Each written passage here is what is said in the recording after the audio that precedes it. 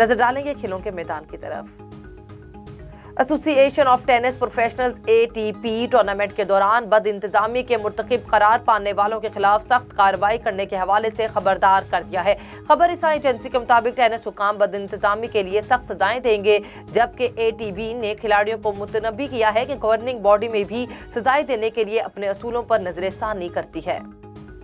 आलमी शोहरत याफ्ता कोहपेमा लिटिल करीम का इंतकाल हो गया। वो गुज़श्ता 2 माह से रावलपिंडी के एक अस्पताल में जेरे इलाज थे। मरहूम जिगर के कैंसर में मुब्तला थे। बल्तिस्तान के जिला घांजे के गांव हेशे से ताल्लुक रखने वाले कोहपेमा लिटिल करीम का इंतकाल 72 साल की उम्र में हुआ। लिटिल करीम का शुमार दुनिया के इन नामवर कोहपेमाओं में किया जाता है जिन्होंने ऑक्सीजन के बिना दुनिया की कई बुलंद बाला चोटियां सर की। उन्हें बिना किसी इजाफी ऑक्सीजन के 8035 मीटर ऊंचे ग्लेशियरों के सर करने का भी एजाज हासिल हुआ था।